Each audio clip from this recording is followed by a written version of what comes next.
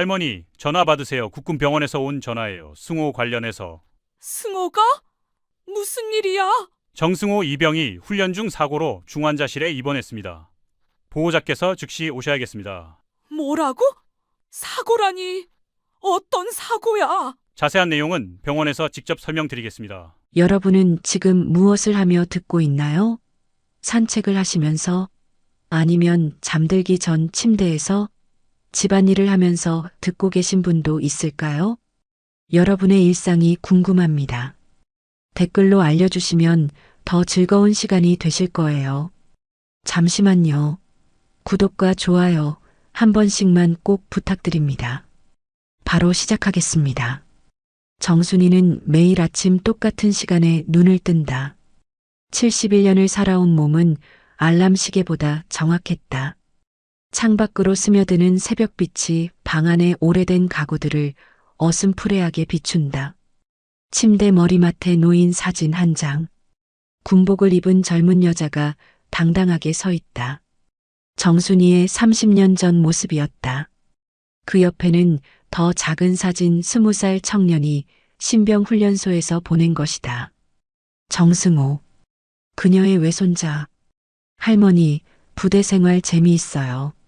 걱정하지 마세요. 편지 뭉치에서 가장 최근 것을 꺼내 읽는다. 승호의 글씨는 어릴 때부터 또박또박했다. 군대에서도 변하지 않았다. 라디오를 켠다. 아침 뉴스가 흘러나온다. 어젯밤 강원도 모 부대에서 훈련 중 사고로 장병 한 명이 중상을 입어 병원으로 후송됐습니다. 군 관계자는 정확한 사고 원인을 조사 중이라고. 정순이의 손이 잠시 멈춘다. 가슴 깊은 곳에서 불안한 예감이 스멀스멀 기어 올라온다. 그녀는 채널을 돌린다. 음악이 흘러나온다. 오래된가요? 젊은 시절 부대에서 즐겨 들었던 곡이다. 부엌으로 향한다. 혼자 사는 집치고는 넓은 편이다. 아침 식사 준비는 언제나 2인분이었다. 습관이란 무서운 것이다. 승호가 휴가 나올 것을 대비해서 라고 스스로를 속였다. 전화벨이 울린다. 정순이의 온몸에 전율이 흐른다. 이상하게도 그녀는 알고 있었다. 이 전화가 모든 걸 바꿀 것이라는 사실을. 여보세요? 정순이 님이십니까? 그런데요? 국군병원에서 연락드립니다. 정승호 이병의 보호자이시죠? 정순이의 심장이 차갑게 얼어붙기 시작했다. 수화기를 쥔 손에 핏기가 사라진다. 마치 얼음 조각을 만지는 것처럼 차가워진다. 승호가 어떻게 됐나요? 훈련 중 사고가 발생했습니다. 현재 중환자실에 입원해 있는 상태고요. 보호자께서 즉시 오셔야 할 것 같습니다. 정순이는 눈을 감는다. 머릿속에 승호의 어린 시절이 스쳐 지나간다. 처음 걸음마를 뗄 때, 초등학교 입학식 때, 고등학교 졸업식 때, 그리고 입대하던 날 아침. 지금 당장 갑니다. 전화를 끊자마자 정순이는 움직였다. 옷을 갈아입을 시간도 없었다. 지갑과 신분증만 챙겨 집을 나선다. 마을 버스 정류장까지 뛰어간다. 71년 된 몸이지만 이상하게 다리에 힘이 들어갔다. 버스 안에서 계속 전화를 건다. 병원, 부대, 어디든 상관없다. 하지만 구체적인 대답은 없다. 직접 오시면 설명드리겠습니다. 이런 말만 반복된다. 정순이는 창밖을 바라본다. 25년 전 전역할 때도 이 길을 지났다. 그때는 안도감이 컸다. 이제 평범한 할머니로 살 수 있다고 생각했다. 하지만 지금 이 순간 그녀의 가슴 속에서 잠들어 있던 무언가가 꿈틀거리기 시작했다. 오전 8시 서울역. KTX에서 내리자마자 택시를 잡았다. 기사에게 국군병원 주소를 말하는 순간 운전기사가 백미러로 그녀를 쳐다본다. 혹시 군인 가족이신가요? 외손자가 입원했어요. 요즘 군대 사고가 많다던데. 걱정이 크시겠습니다. 정순이는 대답하지 않는다. 창밖으로 스쳐 지나가는 서울 풍경을 바라본다. 변한 것도 많고 변하지 않은 것도 많다. 하지만 지금 그녀에게는 아무것도 중요하지 않다. 국군병원이 보인다. 익숙한 건물이다. 현역 시절 몇 번 와본 적이 있다. 그때는 부하들을 문병하러 왔었다. 지금은 자신이 문병객이 되어 있다. 병원 정문에서 택시를 내린다. 정순이는 깊게 숨을 쉰다. 마음을 정리할 시간이다. 하지만 가슴 속에서 타오르는 불안감은 쉽게 가라앉지 않는다. 오전 9시 국군병원 정문. 정순이는 병원 정문으로 향한다. 헌병이 입구를 지키고 있다. 젊은 병사다. 계급장을 보니 상병이다. 어디로 가시나요? 정승호 이병 면회 왔습니다. 헌병은 명단을 확인한다. 그의 표정이 굳어진다. 무언가를 확인하는 듯 상급자에게 무전을 친다. 죄송합니다. 해당 환자는 면회 통제 대상입니다. 뭐라고요? 정순이의 목소리에 차가운 바람이 섞여 들어간다. 헌병은 본능적으로 뒤로 물러선다. 지휘부 명령으로 면회가 금지되어 있습니다. 정순이의 눈빛이 차갑게 변한다. 오랜만에 느끼는 감정이다. 현역 시절 부하들이 실수했을 때 이런 눈빛을 보냈다. 그때 부하들은 이 눈빛을 보고 장군님이 정말 화나셨구나 하고 느꼈다. 이유가 뭡니까? 그건 저희가 알려드릴 수 없습니다. 손자를 보러 온 할머니한테 이유도 못 알려주나요? 헌병은 당황한다. 매뉴얼에 없는 상황이다. 다시 상급자에게 무전을 친다. 잠시만 기다려 주시겠습니까? 정순이는 병원 로비로 들어간다. 민원실을 찾는다. 담당자를 불러달라고 한다. 그녀의 목소리에는 거부할 수 없는 위압감이 배어 있다. 10분 후 중이 하나가 나타난다. 젊은 장교다. 정순이를 보는 눈빛이 어색하다. 정승호 이병의 보호자이시죠? 그렇습니다. 현재 환자 상태가 중요한 시기라서 면회를 제한하고 있습니다. 구체적으로 어떤 상태인가요? 그건 중이가 말을 머뭇거린다. 그의 이마에 땀이 맺힌다. 담당 의료진과 상의해야 할 부분이라서요. 정순이는 중이의 눈을 똑바로 쳐다본다. 이 젊은 장교는 거짓말을 하고 있다. 오랜 군 생활로 단련된 직감이 그녀에게 말하고 있다. 거짓말하는 사람의 눈빛을 그녀는 너무 잘 알고 있다. 그럼 담당 의료진과 상의하겠습니다. 그것도 지금은 어려우시고요. 왜요? 지휘부에서 내린 지시사항이라서요. 정순이는 자리에서 일어난다. 중이가 놀란다. 그녀의 움직임에서 뭔가 다른 기운이 느껴진다. 이영민 준장과 통화하고 싶습니다. 그건 불가능합니다. 불가능한 이유를 말씀해 주시겠어요? 중이는 대답하지 못한다. 정순이는 한참을 그를 바라본다. 그 시선이 마치 레이저처럼 날카롭다. 중이님, 계급장을 보니 육사 출신이시네요. 네, 그렇습니다만. 그럼 육사에서 군인 정신에 대해 배우셨을 텐데요. 정순이의 목소리가 낮아진다. 중이는 본능적으로 자세를 바로 한다. 군인의 가족을 보호하는 것도 군인 정신 아닙니까? 하지만 명령이 잘못되었다면 어떻게 해야 합니까? 정순이는 명함을 꺼내 그에게 건넨다. 명함을 받은 중이의 손이 미세하게 떨린다.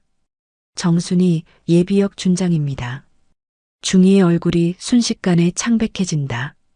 그는 명함을 받아든다. 손에 쥔 명함이 마치 뜨거운 불덩이처럼 느껴진다. 이영민 준장에게 전해주세요. 정순이 예비역 준장이 면담을 신청한다고요. 네. 네, 알겠습니다. 그리고 한 가지 더. 정순이는 중이에게 다가간다. 그녀의 목소리는 조용하지만 단호했다. 내가 군인이었다는 걸 내가 잊지 않았으면 좋겠다. 중이는 고개를 끄덕이며 급히 자리를 뜬다. 정순이는 로비 의자에 앉는다. 하지만 그녀의 마음은 전혀 평온하지 않다. 뭔가 큰 일이 벌어지고 있다는 직감이 점점 강해진다. 45년 전 논산 육군훈련소. 26살의 정순이는 남자들 사이에서 유일한 여성 장교였다. 훈련소 교육대장실에서 박도연 대위와 마주 앉아 있다. 정순이 중위, 자네가 여기서 제일 뛰어난 교육자라고 들었네.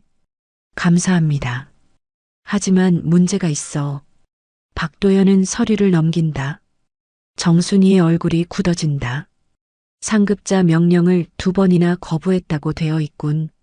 명령이 잘못되었다고 판단했습니다. 어떤 명령? 여군들에게 남군과 동일한 훈련을 시키지 말라는 명령이었습니다. 박도연은 고개를 끄덕인다. 그의 눈빛에서 무언가 다른 감정이 스친다. 그래서 거부했나? 군인은 성별이 다르다고 해서 다른 대우를 받아야 하는 게 아닙니다. 상급자는 뭐라고 했나? 규정을 따르라고 했습니다. 그럼에도 불구하고 거부한 이유는? 정순이는 망설이지 않고 대답한다. 규정이 잘못되었다고 생각했습니다. 박도연은 서류를 덮는다. 그의 표정에서 뭔가 결심이 서는 것이 보인다. 정순이 중위, 자네는 내가 봤던 군인 중에서 가장 끝까지 가는 사람이야. 무슨 뜻입니까? 옳다고 생각하는 일을 끝까지 밀고 나가는 사람이라는 뜻이지. 박도연은 자리에서 일어난다. 그런 사람이 필요한 곳이 있어. 갈 수 있겠나? 어디입니까? 전방부대. 남자들만 있는 곳이야. 정순이는 망설이지 않는다. 가겠습니다. 현재 국군병원 인근 찻집. 정순이는 핸드폰으로 전화를 건다. 구형폰이지만 여전히 잘 작동한다. 여보세요? 김대령 나야. 정순이. 아, 장군님. 오랜만입니다. 지금 급한 일이 있어. 정보가 필요해. 어떤 정보 말씀이신가요? 수색대 관련해서 최근에 문제가 있었나? 전화기 너머로 한숨소리가 들린다. 장군님, 어떻게 아셨습니까? 내 외손자가 그 부대에 있어. 그럼 그 사건. 정순이의 온몸에서 피가 역류하는 듯한 뜨거운 분노가 치솟았다. 하지만 그녀의 표정은 오히려 얼음장처럼 차갑게 굳어갔다. 어떤 사건이야? 일주일 전에 있었던 일입니다. 한 이병이 고참병 명령을 거부했다가 정순이의 손이 떨린다. 하지만 목소리는 단호하다. 자세히 말해봐. 보복성 훈련이 있었습니다. 공식적으로는 특별 체력 단련이라고 보고됐지만 실제로는 가혹행위였습니다. 그 이병이 쓰러질 때까지 계속됐어요. 정순이는 눈을 감는다. 예상했던 일이다. 하지만 직접 들으니 분노가 치솟는다. 다른 정보는 지휘부에서 은폐하려고 하는 것 같습니다. 언론 통제도 심하고요.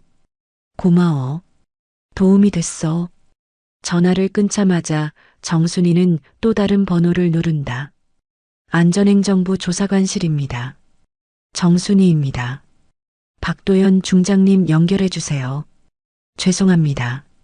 중장님께서는 회의 중이시라서 긴급한 일이라고 전해주세요. 정순이 예비역 준장이 연락했다고요. 잠시 후 익숙한 목소리가 들린다. 순이야, 무슨 일이야? 도연아, 급한 일이 있어. 뭔데? 내 외손자가 수색대에서 당했어. 전화기 너머로 짧은 침묵이 흐른다. 어디서 통화하고 있나? 국군병원 앞이야. 지금 당장 가겠다. 오후 8시 수색대 부대 인근. 정순이는 어둠을 틈타 부대 근처로 향한다. 박도연이 공식적으로 움직이는 동안 그녀는 비공식적으로 정보를 수집하기로 했다. 부대 정문에서 200m 떨어진 곳에 차를 세운다. 택시기사에게 1시간 후에 다시 오라고 한다. 할머니, 위험하지 않으세요? 괜찮아요. 조금만 다녀올게요. 정순이는 어둠 속으로 사라진다. 71년 된 몸이지만 움직임은 여전히 민첩하다. 부대 철책선을 따라 걸으면서 주변을 살핀다. 현역 시절의 감각이 되살아난다. 경계 근무의 패턴, 초소의 위치, 사각지대의 존재, 모든 것이 손에 잡히듯 보인다.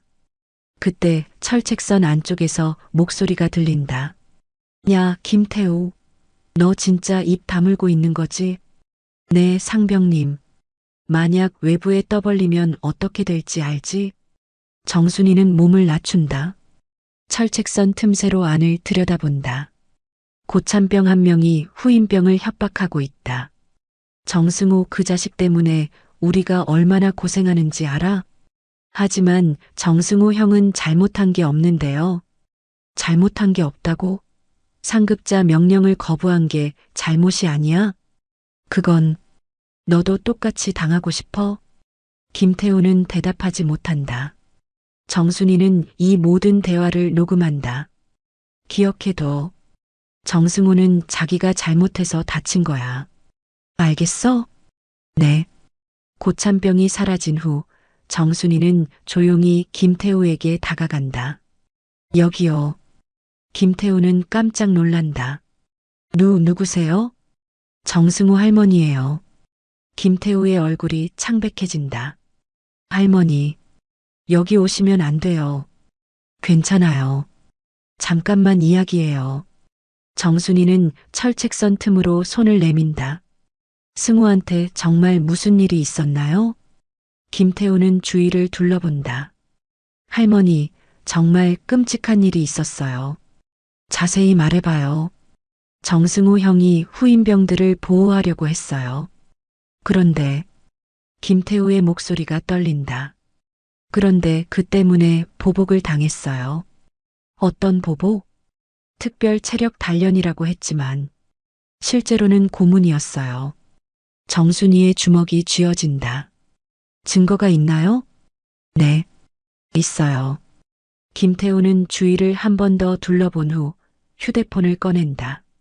몰래 촬영한 동영상이 있어요. 정말이요? 네. 하지만 발각되면 저도 위험해요. 정순이는 김태우를 바라본다. 용기가 있네요. 정승우 형이 저를 구해준 적이 있어요. 어떻게? 저한테 가혹행위를 당할 뻔했을 때 형이 막아줬어요. 김태우의 눈에 눈물이 맺힌다. 그때 형이 그랬어요. 진짜 군인은 약한 사람을 보호하는 거라고. 정순이는 눈물을 참는다. 고마워요. 용기 내서 말해줘서. 하지만 이 동영상을 어떻게 활용하죠? 제가 방법을 찾아볼게요. 그때 멀리서 순찰병이 다가오는 소리가 들린다. 빨리 가세요, 할머니. 정순이는 어둠 속으로 사라진다. 오후 2시 국군병원 주차장. 검은색 승용차가 병원 주차장에 멈춘다. 박도연이 내린다. 정복을 입고 있다. 그의 어깨에는 무궁화 3개가 빛난다. 정순이가 다가간다. 두 사람은 서로를 바라본다. 45년이 지났지만 눈빛은 그대로다. 오랜만이야. 그래. 어젯밤 수학이 있었어. 정순이는 지난밤 일어난 일을 설명한다. 박도연은 조용히 듣는다. 동영상 증거가 있다고? 응. 김태우라는 아이가 촬영한 거야. 박도연의 표정이 굳어진다. 그럼 이제 확실한 증거가 있는 셈이군. 하지만 그 아이가 위험할 수 있어. 내가 보호하겠다. 박도연은 병원 건물을 바라본다. 이영민 준장과 직접 만나야겠어. 조심해. 걱정하지 마. 이제 우리 쪽에 유리해. 두 사람은 병원으로 향한다. 정순이의 걸음에 힘이 들어간다. 혼자가 아니라는 생각이 든다. 오후 3시 국군병원 로비. 박도현과 정순이가 병원 로비에 들어서자 분위기가 바뀐다. 헌병들이 자세를 바로 한다. 중장의 위압감은 무시할 수 없다. 환자 면회를 신청하겠습니다. 박도연이 접수 창구에 말한다. 간호사가 당황한다. 어떤 환자이신가요? 정승호 이병. 간호사는 컴퓨터를 확인한다. 그녀의 얼굴이 어두워진다. 죄송합니다. 해당 환자는 면회 제한 대상입니다. 누구 명령으로? 이영민 준장님 명령입니다. 박도연은 자신의 계급장을 가리킨다. 나는 중장이야. 준장 명령을 무시하라는 게 아니라 확인하라는 거지. 간호사는 당황해서 상급자를 부른다. 곧 간호과장이 나타난다. 중장님 죄송합니다. 하지만 담당 지휘관의 명령이라서. 그럼 담당 지휘관을 불러. 지금 부대에 계신데요. 박도연은 핸드폰을 꺼낸다. 이영민 준장 나야. 박도연이다. 전화 너머로 당황하는 목소리가 들린다. 중장님 무슨 일이십니까? 지금 국군병원에 있다. 정승호 이병 면회건으로. 그 건은 30분 안에 병원으로 와. 직접 만나서 이야기하자. 전화를 끊자마자 정순이가 박도연의 팔을 잡는다. 저기 누군가 우리를 지켜보고 있어. 박도연이 고개를 돌린다. 복도 구석에 젊은 병사 하나가 서 있다. 그는 정순이와 눈이 마주치자 급히 몸을 숨긴다. 아는 애야? 어젯밤에 만난 김태우야. 정순이는 그 병사에게 다가간다. 소녀는 겁에 질린 표정이다. 승우를 아니? 병사는 고개를 끄덕인다. 같은 분대예요. 이름이 뭐니? 김태우 일병입니다. 정순이는 주위를 둘러본다. 사람들이 많다. 조용한 곳에서 이야기할까? 김태우는 망설인다. 그의 눈에는 두려움과 용기가 동시에 어려 있다. 저는 아무것도 모르는데요. 아무것도 모르는 사람이 왜 이렇게 떨고 있니? 정순이의 목소리는 부드럽지만 단호하다. 승우한테 무슨 일이 있었는지 알고 있지? 김태우의 눈에 눈물이 맺힌다. 할머니, 정말 끔찍한 일이 있었어요. 오후 4시 병원 뒤편 벤치. 정순이, 박도연, 김태우가 조용한 벤치에 앉아 있다. 김태우는 계속 주위를 둘러본다. 아무도 없어. 편하게 말해. 박도연이 안심시킨다. 정승우 형이 고참병 명령을 거부했어요. 무슨 명령? 후임병들한테 가혹행위를 하라는 명령이었어요. 정순이의 주먹이 쥐어진다. 그래서 형이 거부했어요. 후임병들은 내가 보호하겠다고 했어요. 김태우의 목소리가 떨린다. 그 다음 날부터 형한테 보복이 시작됐어요. 어떤 보복? 특별 체력 단련이라고 했지만 실제로는 고문이었어요. 박도연이 몸을 앞으로 기울인다. 구체적으로 어떤 일이 있었나? 새벽 2시에 깨워서 완전군장 구보시키고 거기서 끝나지 않았어요. 김태우는 울음을 참는다. 형이 쓰러질 때까지 계속됐어요. 그것도 모자라서 계속 말해. 훈련장에서 실전 훈련이라고 했어요. 하지만 형 혼자서 여러 명을 상대하게 했어요. 정순이는 깊게 숨을 쉰다. 그때 승우가 다친 거야? 네. 형이 쓰러졌는데도 계속하라고 했어요. 그러다가 형이 의식을 잃었어요. 김태우는 손으로 얼굴을 가린다. 우리가 이건 훈련이 아니라 살인입니다. 라고 소리쳤어요. 그제서야 멈췄어요. 박도영과 정순이는 서로를 바라본다. 둘의 눈에는 분노가 치솟고 있다. 다른 증인들은 모두 입을 다물고 있어요. 보복이 무서워서. 너는 왜 말하는 거야? 정승우 형이 제 생명을 구해준 적이 있어요. 김태우가 고개를 든다. 저한테 가혹행위를 당할 뻔했을 때 형이 막아줬어요. 정순이의 눈에 눈물이 맺힌다. 그리고 어젯밤에 할머니를 만나서 더 용기가 생겼어요. 너 때문에 승우를 구할 수 있을 거야. 정순이는 김태우의 어깨를 잡는다. 하지만 저는 위험하지 않을까요? 박도연이 답한다. 내가 보호하겠다. 진실을 말하는 군인을 보호하는 것도 지휘관의 의무야. 그때 김태우가 휴대폰을 꺼낸다. 할머니, 이것도 보여드릴게요. 화면에 동영상이 재생된다. 정승호가 여러 명에게 둘러싸여 폭행당하는 장면이다. 정순이는 눈을 감는다. 박도연은 주먹을 쥔다. 이걸 언제 촬영했나? 사고 당일이에요. 너무 끔찍해서 증거로 남겨야 한다고 생각했어요. 용감한 일이었어. 박도연은 김태우를 바라본다. 이 동영상을 국방부에 제출하겠다. 정말요? 당연하지. 이제 증거가 있잖아. 오후 5시 국군병원 원장실. 이영민 준장이 병원에 도착한다. 그의 표정은 어둡다. 원장실에서 박도연과 정순이가 기다리고 있다. 중장님, 무슨 일로 오셨습니까? 앉아.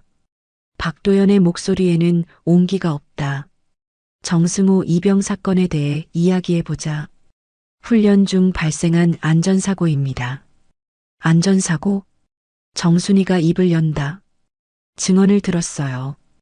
이건 안전사고가 아니라 보복성 가혹행위예요. 이영민의 얼굴이 굳어진다. 누구한테 들었습니까?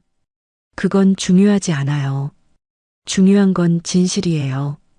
박도연이 휴대폰을 꺼낸다. 이영민 준장, 이것 좀 봐. 화면에 김태우가 촬영한 동영상이 재생된다. 이영민의 얼굴이 창백해진다. 이건 어디서 구했습니까? 내부 고발자가 있어. 누구입니까? 그건 말할 수 없지만 이제 모든 게 밝혀졌어. 박도연은 이영민을 노려본다. 이 준장, 자네 지금 뭘 숨기고 있나? 숨기는 건 없습니다. 다만 부대 기강 확립을 위해. 기강 확립? 정순이가 자리에서 일어난다. 후임병을 죽을 뻔하게 만드는 게 기강 확립이에요? 과장된 표현입니다. 과장? 박도연의 목소리가 낮아진다. 동영상을 봤잖아. 이게 과장이야? 이영민은 입을 다문다. 정승호 이병 면회를 즉시 허용해. 하지만 규정상. 규정? 자네가 만든 규정 말인가? 박도연이 자리에서 일어난다. 내일 아침까지 모든 통제를 해제하지 않으면 내가 직접 조치하겠다. 이영민의 얼굴이 창백해진다. 중장님, 그건 뭔가? 부대 사정을 모르시면서 박도연의 눈빛이 차가워진다. 부대 사정? 가혹행위를 은폐하는 게 부대 사정인가? 그때 갑자기 문이 열린다. 김태우가 들어온다. 그 뒤로 다른 병사들이 따라온다. 저도 증언하겠습니다. 젊은 병사가 말한다. 저도 봤습니다. 정승호 형이 당한 일을. 또 다른 병사가 나선다. 저도 말씀드리겠습니다. 이영민은 당황한다. 너희들이 여기서 뭐 하는 거야? 진실을 말하러 왔습니다. 김태우가 당당하게 답한다. 더 이상 침묵할 수 없어요. 정순이는 이 젊은 병사들을 바라본다. 그들의 눈에서 용기가 빛난다. 고맙습니다. 여러분 모두. 박도연은 이영민을 바라본다. 이제 됐나? 증인이 충분한가? 이영민은 아무 말도 하지 못한다. 오후 6시 국군병원 간호사실. 조미경 간호사는 컴퓨터 모니터를 바라보며 고민에 빠져 있다. 정승호 이병의 의료 기록이 화면에 떠 있다. 그녀는 20년간 군 병원에서 근무했다. 이런 케이스는 처음이 아니다. 조 간호사. 뒤에서 목소리가 들린다. 의무대장이다. 네, 대장님. 정승호 이병 관련해서 외부 문의가 들어와도 절대 답변하지 마. 하지만 보호자 문의는 보호자든 누구든 상관없어. 지휘부 방침이야. 조미경은 망설인다. 대장님, 환자 상태가 심각한데 보호자도 모르게 하는 게 맞나요? 우리는 명령을 따르면 돼. 다른 생각하지 마. 의무대장이 나가자 조미경은 한숨을 쉰다. 그녀의 컴퓨터에는 정승호의 CT 결과가 떠 있다. 뇌출혈 소견이 보인다. 조미경은 자리에서 일어난다. 더 이상 참을 수 없다. 오후 7시 병원 복도. 정순이는 복도를 걷고 있다. 박도연은 다른 업무로 잠시 자리를 비웠다. 그녀는 혼자서 병원을 둘러보고 있다. 저기요. 뒤에서 작은 목소리가 들린다. 조미경 간호사다. 네. 혹시 정승호 이병 보호자이신가요? 정순이는 고개를 끄덕인다. 그런데요. 조미경은 주위를 둘러본다.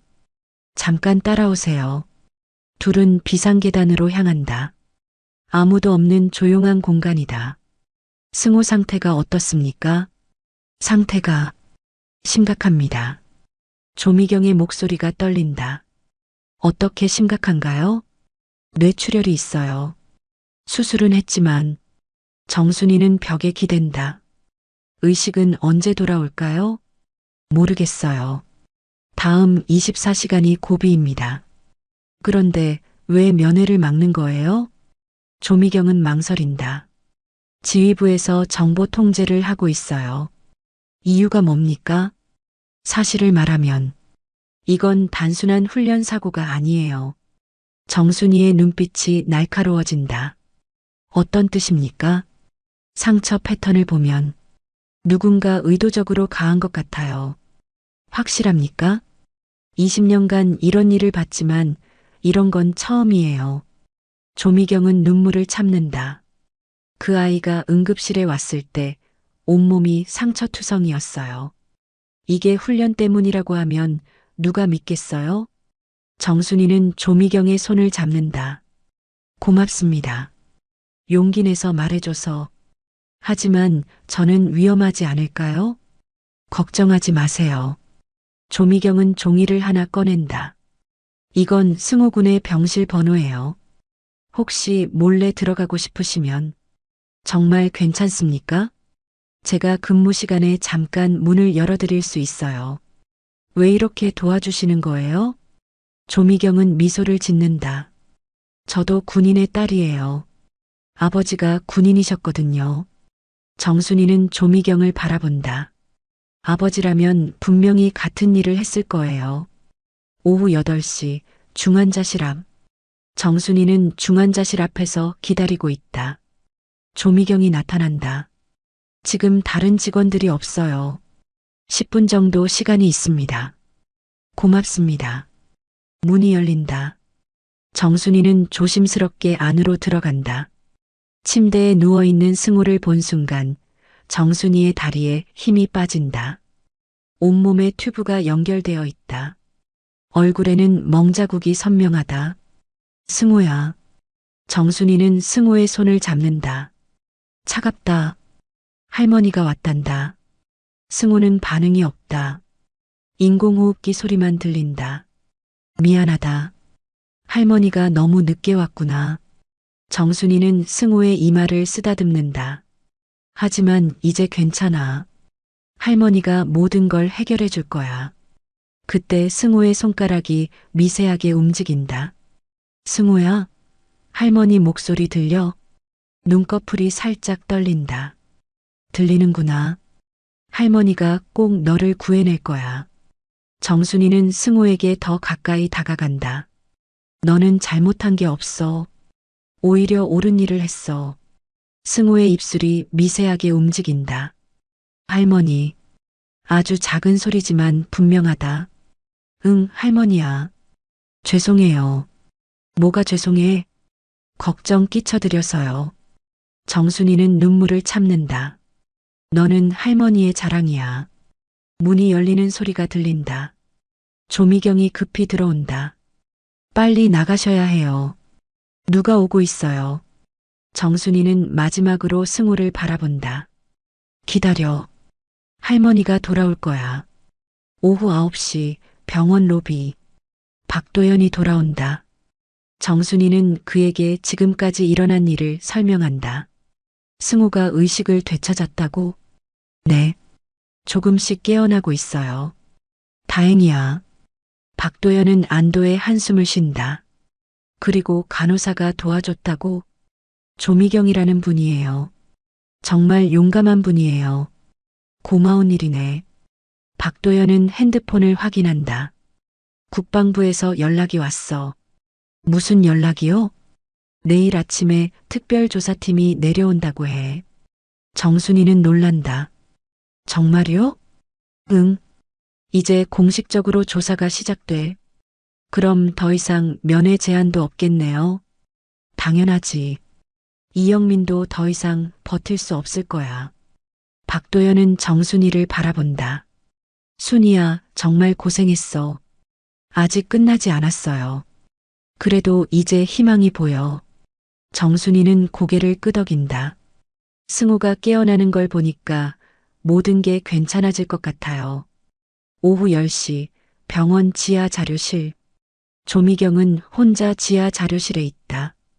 그녀는 정승호 사건과 관련된 모든 자료를 정리하고 있다. 의료 기록, 사진, 검사 결과 등. 이 모든 게 증거가 될 거야. 조미경은 혼자 중얼거린다. 그때 갑자기 문이 열린다. 이영민이 들어온다. 뭐 하고 있나? 조미경은 놀란다. 준장님, 어떻게 여기에? 자료를 찾고 있어. 정승호 입영 관련 자료. 조미경은 당황한다. 그런 자료는 없는데요. 거짓말하지 마. 다 알고 있어. 이영민은 컴퓨터를 확인한다. 이게 뭔가? 화면에 정승호의 상처 사진들이 떠 있다. 이건 의료 기록이에요. 누가 볼 수 있게 해놨나? 아무도 못 봤는데요. 이영민은 조미경을 노려본다. 정순이한테 정보를 넘겨줬지? 그런 적 없어요. 거짓말하지 마. 그때 갑자기 다른 문이 열린다. 박도연이 들어온다. 여기서 뭐 하는 거야? 이영민은 놀란다. 중장님, 어떻게 여기에? 조 간호사가 위험하다고 해서 왔어. 박도연은 컴퓨터 화면을 본다. 이 자료들을 없애려고 했나? 그런 게 아니라. 그럼 뭔가? 이영민은 대답하지 못한다. 조 간호사, 괜찮습니까? 네, 괜찮습니다. 조미경은 안도의 한숨을 쉰다. 이 자료들을 안전한 곳에 보관하겠습니다. 박도연은 조미경을 바라본다. 용기 있는 일을 하셨네요. 제 의무라고 생각해요. 이영민은 아무 말도 하지 못하고 자리를 떠난다. 45년 전 전방 부대 막사. 젊은 정순이는 남자 장교들 사이에서 유일한 여성이다. 회의실에서 작전 브리핑이 진행되고 있다. 정순이 중위, 이번 작전에서 후방 지원 업무를 맡겠다. 대대장이 말한다. 정순이는 고개를 든다. 왜 후방 지원입니까? 여자가 전방에 나가는 건 위험해. 위험하다고 해서 후방으로 빠지는 게 맞습니까? 회의실이 조용해진다. 다른 장교들이 정순이를 바라본다. 명령이야.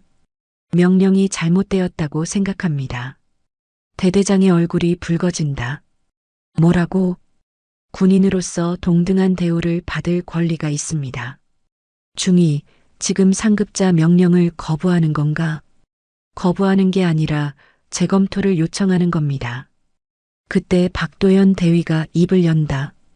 대대장님, 정순이 중위 말이 맞습니다. 뭐? 능력으로 판단해야지 성별로 판단할 일이 아닙니다. 대대장은 박도연을 노려본다. 박대위, 자네도 명령을 거부하는 건가? 명령을 거부하는 게 아니라 더 나은 방법을 제안하는 겁니다. 박도연은 정순이를 바라본다. 정순이 중위를 전방 정찰팀에 투입하겠습니다.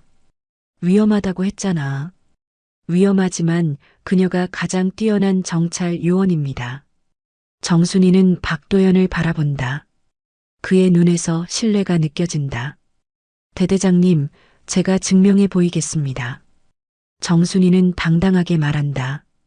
여자도 남자만큼 할 수 있다는 걸 보여드리겠습니다.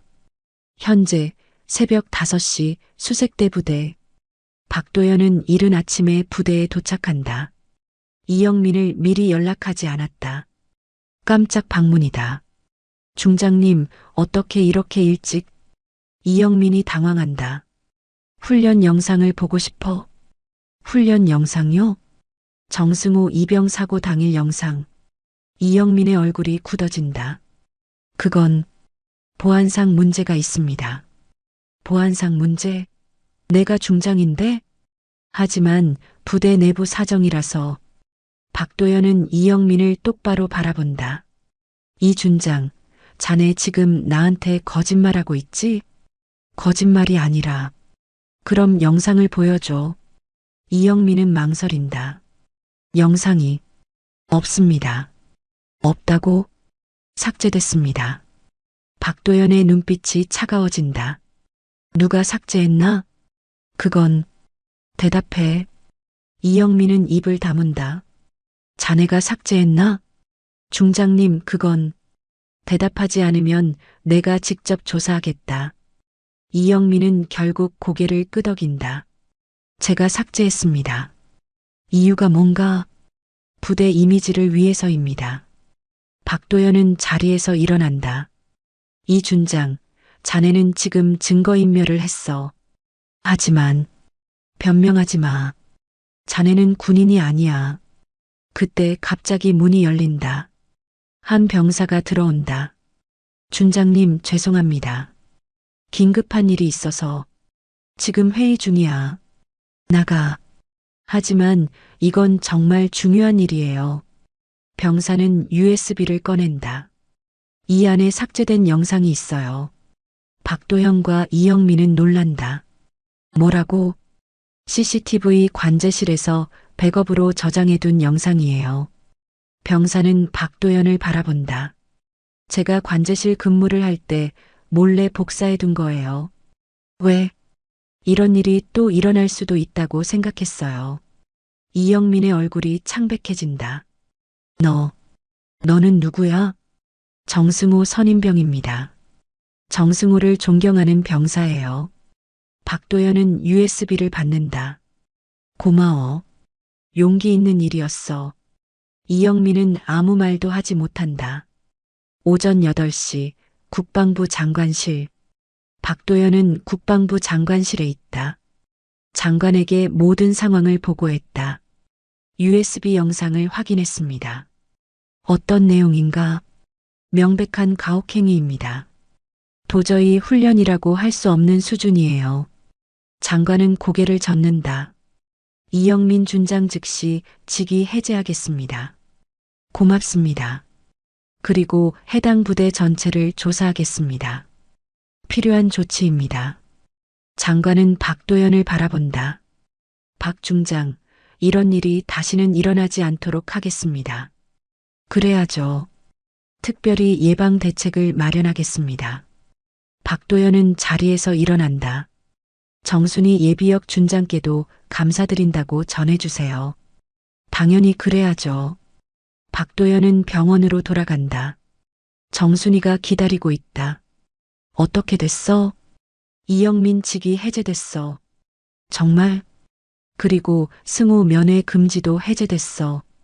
정순이는 안도의 한숨을 쉰다. 이제 승호를 볼 수 있어. 정순이는 병원 로비에서 공식 통보를 받는다. 간호과장이 직접 나와서 알려준다. 정순이 예비역 준장님, 정승호 이병 면회가 허용되었습니다. 정말인가요? 네. 지금 당장 면회 가능합니다. 정순이는 눈물을 흘린다. 마침내 이 순간이 왔다. 고맙습니다. 박도연 중장님께서 모든 조치를 취해 주셨습니다. 정순이는 고개를 끄덕인다. 도연이 약속을 지켰다. 오전 10시 중환자실 드디어 만난 할머니와 손자. 정순이는 떨리는 마음으로 중환자실 문을 연다. 조미경 간호사가 안내한다. 승호야. 침대에 누워있는 승호가 눈을 뜬다. 할머니를 보자 눈에 눈물이 맺힌다. 할머니, 정말 와주셨구나. 당연하지. 할머니가 어떻게 안 와? 정순이는 승호의 손을 잡는다. 차가웠던 손이 이제 따뜻하다. 할머니, 꿈에서 계속 들렸어요. 뭐가? 할머니 목소리요. 포기하지 마라. 할머니가 반드시 구해줄 거다라고. 정순이의 온몸에서 뜨거운 감정이 솟아오른다. 그래서 버틸 수 있었어요. 미안해. 할머니가 더 빨리 왔어야 했는데. 아니에요. 할머니는 완벽했어요. 승호는 할머니의 손을 꼭 잡는다. 할머니가 보여주셨어요. 진짜 군인이 뭔지. 너도 보여줬어. 후임병들을 보호한 거 말이야. 그게 맞는 일이었을까요? 당연하지. 너는 할머니가 자랑스러워하는 진짜 군인이야. 조미경 간호사가 다가온다. 정말 기적 같은 회복입니다. 할머니가 오신 후로 회복 속도가 놀라워요. 언제쯤 완전히 회복될까요? 한 달 정도면 일상생활이 가능할 거예요. 정순이는 깊은 안도의 한숨을 쉰다. 갑자기 병실 문이 열린다. 김태우를 비롯한 여러 병사들이 조심스럽게 들어온다. 형, 정말 깨어나셨네요. 김태우가 눈물을 터뜨린다. 태우야, 고생했어. 무슨 고생이에요? 형이 더 고생했는데. 너희들이 용기를 내줘서 고마워. 다른 병사들도 하나씩 다가온다. 형, 저희가 처음에 무서워서 말 못해서 정말 죄송해요. 아니야. 무서운 게 당연해. 하지만 형이 가르쳐준 대로 했어요. 진짜 군인은 약한 사람을 보호하는 거라고 하셨잖아요. 승호는 눈물을 흘린다. 이 어린 병사들이 용기를 냈다는 사실이 감격스럽다. 너희들이 더 용감했어. 아니에요. 형이 먼저 보여주셨잖아요. 김태우가 휴대폰을 꺼낸다. 형, 이 동영상 때문에 모든 게 밝혀졌어요. 정말? 네. 할머니와 박도연 중장님이 이걸 증거로 써서 진실을 밝혔어요. 정순이는 이 젊은 병사들을 바라본다. 그들의 눈에서 새로운 희망이 보인다. 여러분 모두 영웅이에요. 아니에요. 할머니가 진짜 영웅이에요.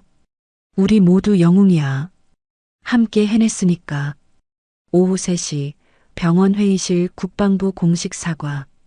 국방부 장관이 직접 병원을 찾아왔다. 정순이, 박도연, 승우가 회의실에 모여 있다. 이번 사건에 대해 국방부를 대표하여 공식 사과드립니다. 장관이 깊게 고개를 숙인다. 있어서는 안 될 일이 일어났습니다. 사과보다는 재발 방지가 중요합니다. 정순이가 단호하게 말한다. 네, 맞습니다. 종합 대책을 마련했습니다. 구체적으로 어떤 대책인가요? 첫째, 가혹행위 방지 교육을 전군에 의무화합니다. 박도연이 고개를 끄덕인다. 둘째, 내부 고발자 보호 제도를 대폭 강화합니다. 셋째, 지휘관 책임제를 엄격히 도입합니다. 정순이는 만족스러운 표정을 짓는다. 그리고 정순이 예비역 준장님께 특별자문위원을 요청드리고 싶습니다. 저를요? 네. 이런 일이 다시 일어나지 않도록 제도 개선을 도와주십시오. 정순이는 잠시 생각한다. 승낙하겠습니다. 감사합니다. 승우가 침대에서 일어나 앉는다. 저도 도움이 되고 싶습니다. 어떻게요? 전역 후에 예비군 간부가 되어서 후배들을 교육하겠습니다. 장관은 놀라며 고개를 끄덕인다. 훌륭한 결심입니다. 할머니께서 보여주신 것처럼 저도 후배들을 보호하고 싶습니다. 이영민이 헌병들에게 붙잡혀 병원을 나가고 있다. 정순이가 그를 지켜본다. 이영민 준장. 이영민이 멈춘다. 그의 얼굴에는 패배감이 역력하다. 예비역 준장님, 마지막으로 한 말씀만 드리겠습니다. 군인의 명예를 지키지 못해 참으로 안타깝습니다. 이영민은 고개를 깊게 숙인다. 죄송합니다. 저한테 사과하실 일이 아닙니다. 그럼 누구에게요? 승호에게, 그리고 모든 부하들에게요. 이영민은 아무 말도 하지 못한다. 군복은 명예를 위해 입는 겁니다. 당신은 그걸 더럽혔어요. 박도연이 다가와서 차가운 목소리로 말한다. 진짜 군인이 뭔지 이제라도 깨달으셨으면 좋겠습니다. 정순이가 덧붙인다. 계급이 아니라 책임입니다. 이영민은 헌병들과 함께 쓸쓸히 사라진다. 승호의 병실에 모든 사람들이 모여 있다. 정순이, 박도현, 김태우, 조미경, 그리고 다른 병사들까지. 이제 정말 끝났네요. 김태우가 안도의 한숨을 쉰다. 끝난 게 아니라 시작이야. 승호가 힘주어 말한다. 무슨 시작이요? 새로운 군대를 만드는 시작이야. 박도연이 고개를 끄덕인다. 맞습니다. 이제 진짜 시작입니다. 정순이가 말한다. 계급이 아니라 책임으로 평가받는 군대. 조미경이 손을 든다. 저도 도와드릴게요. 의료진의 독립성을 보장하는 제도를 만들어 볼게요.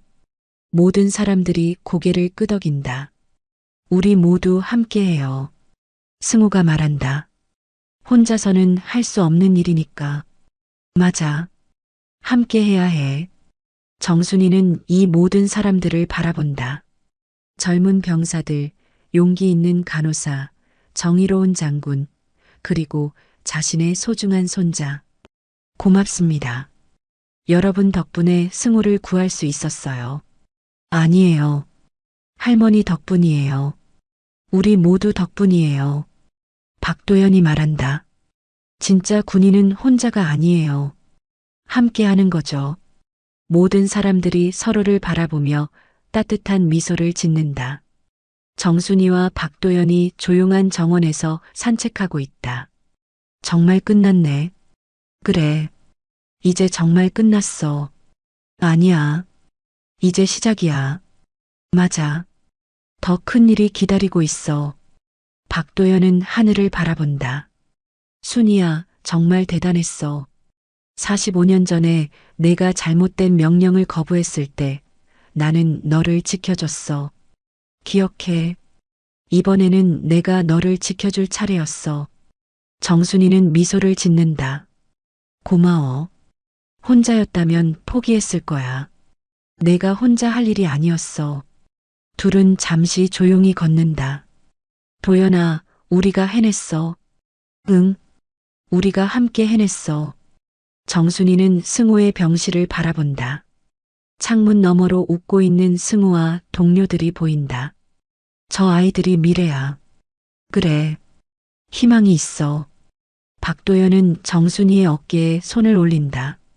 두 사람의 마음은 새로운 희망으로 가득하다. 내일부터 시작될 새로운 일들이 기다리고 있다. 일주일 후 정순이의 집. 정순이는 집으로 돌아왔다. 승호는 회복 중이고 곧 전역할 예정이다. 라디오를 켠다. 아침 뉴스가 흘러나온다. 국방부는 군내 가혹행위 방지를 위한 종합대책을 발표했습니다. 이번 대책은 최근 발생한 수색대 사건을 계기로 마련됐습니다. 정순이는 조용히 듣는다.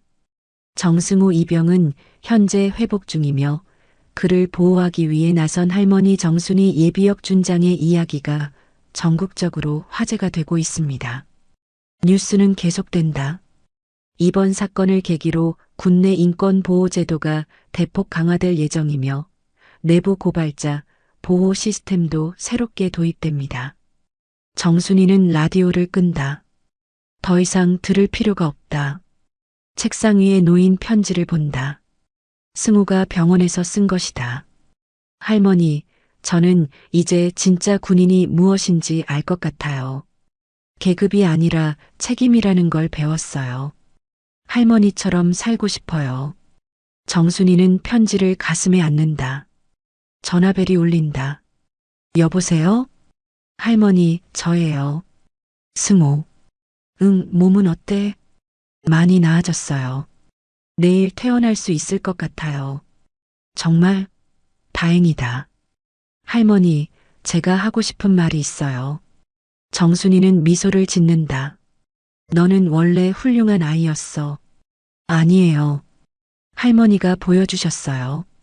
정순이는 눈물을 흘린다. 한 달 후 강원도 양양 새로운 일상. 정순이는 다시 평범한 일상으로 돌아왔다. 하지만 예전과는 완전히 다르다. 이제 그녀는 확신한다. 진짜 군인은 전역 후에도 계속 군인이라는 것을. 승우가 전역하고 할머니와 함께 아침을 먹는다. 할머니, 저 대학교 다니면서 예비군 간부할 거예요. 왜? 후임병들을 보호하는 일을 계속하고 싶어요. 정순이는 고개를 끄덕인다. 좋은 생각이야. 할머니도 계속 도와주세요. 당연하지. 그리고 할머니, 이거 봐주세요.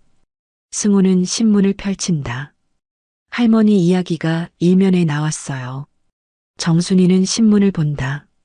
진짜 군인은 전역 후에도 계속 군인이다. 정순이 예비역 준장의 손자 구하기. 부끄럽네. 승우는 할머니를 바라본다. 할머니는 제 영웅이에요.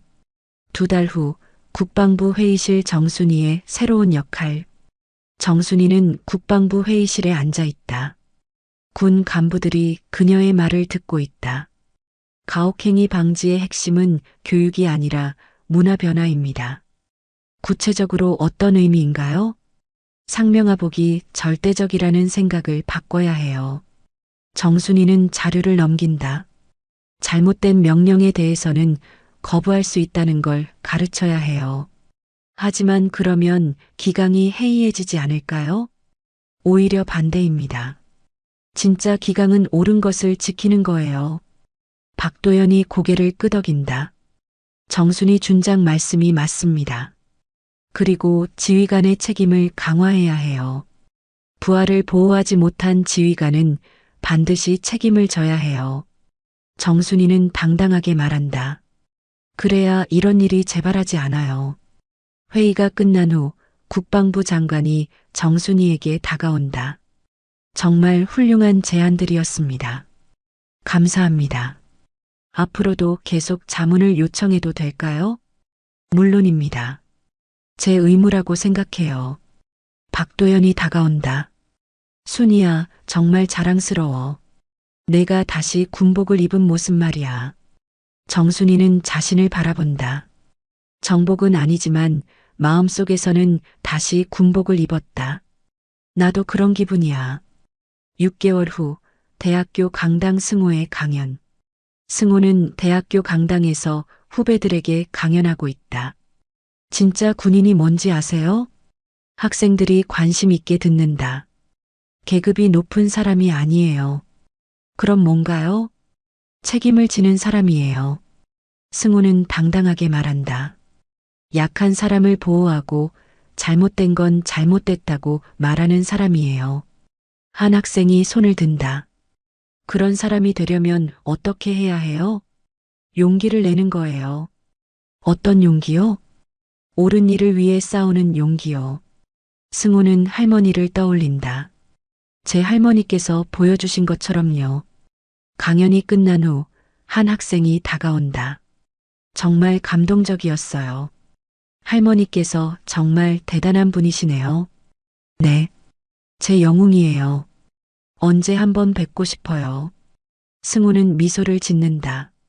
언제든지 오세요. 할머니도 기뻐하실 거예요.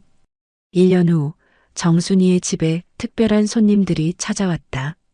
김태우, 조미경, 그리고 다른 병사들까지. 할머니, 안녕하세요. 김태우가 밝게 인사한다. 어머, 어떻게 다들 왔니? 할머니 보고 싶어서 왔어요. 조미경이 말한다. 그리고 좋은 소식이 있어요. 무슨 소식? 김태우가 간부가 됐어요. 정순이는 김태우를 바라본다. 정말 축하해. 감사해요, 할머니. 어떤 간부가 됐니? 중대 교육 담당이에요. 훌륭하네. 승우가 나타난다. 할머니, 손님들이 오셨네요. 응, 반가운 손님들이야. 모든 사람들이 거실에 모여 앉는다. 할머니, 요즘 어떻게 지내세요? 바빠. 국방부에서 자문일도 하고 강연도 다니고. 강연이요? 젊은 군인들에게 인권 교육을 해주고 있어. 조미경이 놀란다. 정말 대단하세요. 나이가 들어도 할 일이 있다는 게 감사해. 김태우가 말한다. 할머니 덕분에 저희도 새로운 꿈을 갖게 됐어요. 어떤 꿈? 정의로운 군인이 되는 꿈요. 정순이는 이 젊은 사람들을 바라본다. 너희들이 있어서 미래가 밝아. 지금 이 순간에도 정순이는 활동하고 있다. 국방부 자문위원으로, 인권 강연자로, 그리고 무엇보다 진짜 군인으로. 그녀는 계급장은 떼었지만 책임은 떼지 않았다. 정승호는 대학에서 예비군 간부로 활동하며 후배들을 가르치고 있다. 그의 강의 제목은 진짜 군인이 되는 법이다.